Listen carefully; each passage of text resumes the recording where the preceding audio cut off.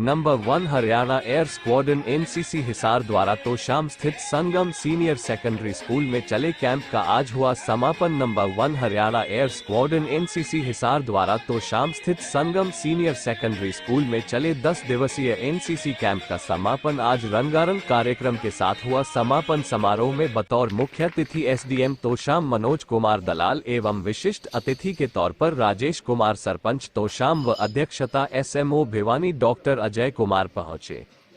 इस कैंप में 3 कॉलेज सहित 14 विद्यालयों के 363 छात्र कैडेट्स ने भाग लिया। इस अवसर पर एसडीएम मनोज कुमार दलाल ने कहा कि इस तरह की आयोजनों से बच्चों का भविष्य सुधरता है। विभिन्न जगह के बच्चे एक साथ एक जगह पर रहना प्रेम का परिचायक है।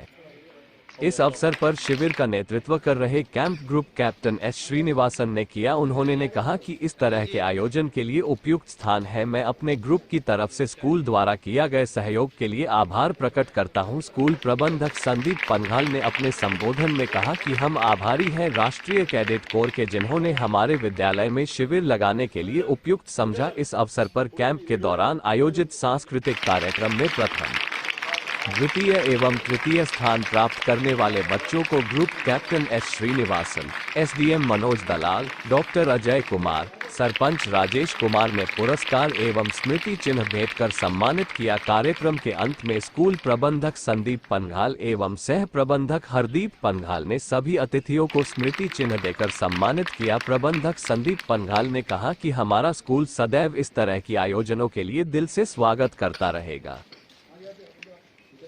स्कूलों से आए सभी अध्यापक मित्रों और सभी कैडेट्स को मेरा प्रणाम, मेरा अभिनंदन। तो धारणा पैदा हुई होगी, कंसेप्ट बना होगा कि क्यों हम नौजवान बच्चों के अंदर ये भाव पैदा करें। और इसके मूल में मुझे लगता है कि केवल एक बात रही होगी कि जो हमारा सामान्य समाज का जो ढांचा है ना,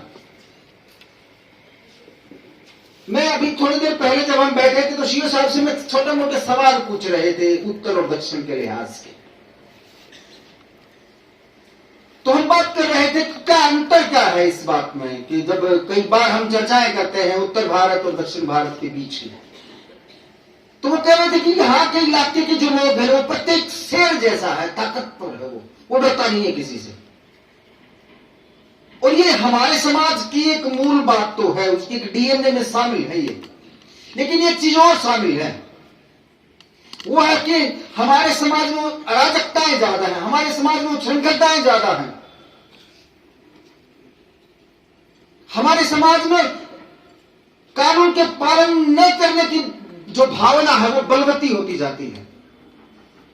हमारे रोल मॉडल वो लोग होंगे जो अपराधी किस्म के होते हैं, हमारे नौजवानों के तो खराब तरीकों से समाज में पैसा कमा रहे होंगे या वो कानून को तोड़ रहे होंगे वो।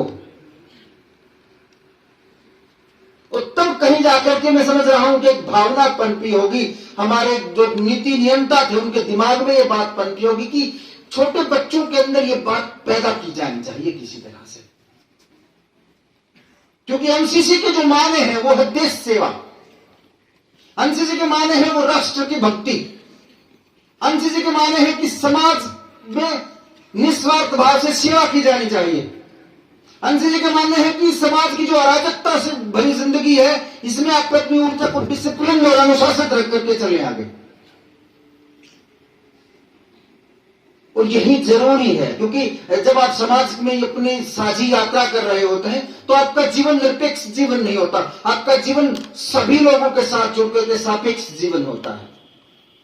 उठते हैं उनके सम्मान में, उनके प्रतिष्ठा में, उनके अभिवादन में। तो मैं सभी से एक बार अनुरोध करूंगा कि हमारी भारतीय सेना के लिए एक बार जोरदार तालियों का अभिनंदन किया जाए।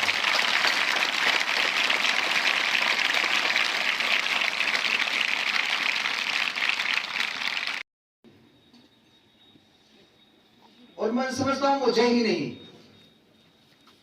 प्रत्येक भारतीय को कहनी होती है वो बातें। प्रत्येक भारतीय के दिल में एक अलग सम्मान है, एक अलग प्रतिष्ठा है, अलग श्रद्धा का भाव होता है जब वो एक आर्मी की ड्रेस को देखता है तब। समाज के प्रति, परंपराओं के प्रति और कानून के प्रति वो आदर और सम्मान का भाव नहीं है, तब तक यकीन मानिए वो समाज सुंदर और व्यवस्थित समाज नहीं बन सकता। और इसमें बहुत बड़ा रोल अदा करती है हमारी आर्मी और हमारे एनसीसी के नौजवान बच्चे। आपके ऊपर, आपके कंधों पर बहुत बड़ा भार होगा।